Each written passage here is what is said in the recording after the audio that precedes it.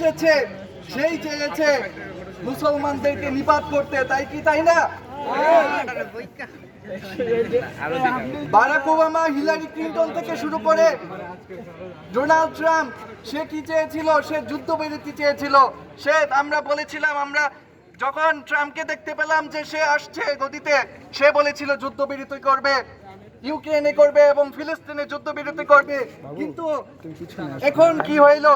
এখন হলো যে সে ইউক্রেনে যাচ্ছে, কিন্তু প্যালেস্টাইনিতে আইসা সে ফিলিস্তিনি মানুষের বুকে, অসহায় নারীদের, শিশুদের বুকে তাজা রক্ত ঘুমন্ত অবস্থায় আমাদের মা ও বোনদের উপর নির্বিচারে গুলি চালানোর হুকুম দিয়েছে। ওদের টার্গেটটা কি? ওদের টার্গেটটা হচ্ছে মুসলমানদেরকে সমূলে নিপাত করা। ইসরায়েল আমাদের মুসলমানদের করোনায় এসেছিল, যে ইসরায়েল নামে কোনো রাষ্ট্রই ছিল না। হিটলার এসে নিজেই ইসরায়েল হয়ে, ইহুদি হয়ে, সেই ইহুদিদেরকে কচুকাটা করেছিল। সেই ইসরায়েলকে আমরা এখানে এসে আমেরিকায় তাদেরকে জায়গা দিয়েছিল, কিন্তু দেখা গেল তারা নিজেরাই বসতি স্থাপন শুরু করেছে এবং মুসলমানদের উপরে কর্তৃত্ব শুরু করেছে এবং তাদেরকে বিতাড়িত করার প্রচার করতেছে। আমরা এর বিরুদ্ধে, আমরা কি খালিদ বিন ওয়ালিদ হতে চাই না? আমাদের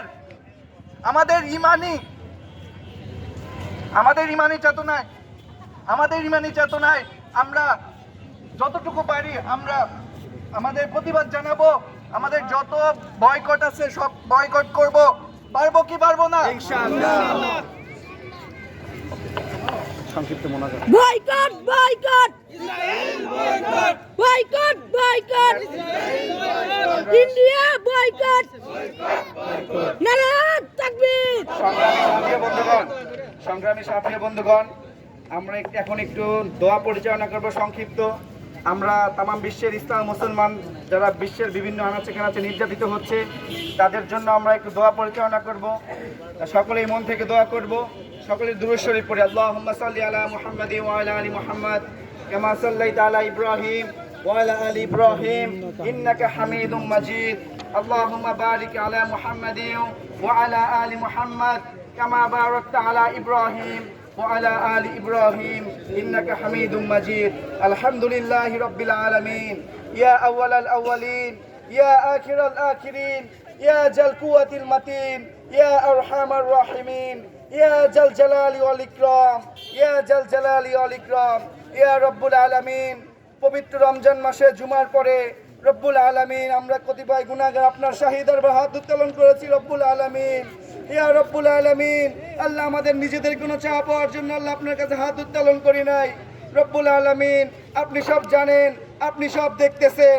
ইয়া রব্বুল আলামিন, বিশ্বের বিভিন্ন প্রান্তে আনাচে কানাচে আমাদের মুসলিম ভাই বোনদেরকে কিভাবে হত্যা করা হচ্ছে, আমাদের ফিলিস্তিনের মা বোনদেরকে কিভাবে হত্যা করা হচ্ছে, ইয়া রব্বুল আলামিন, ভারতের মা বোনদেরকে কিভাবে হত্যা করা হচ্ছে, ইয়া রব্বুল আলামিন, মায়ানমার, কাশ্মীর, চীনের উইঘুর সহ বিশ্বের বিভিন্ন প্রান্তে আজকে আমার ইসলাম মুসলমান নির্যাতিত, নিপীড়িত।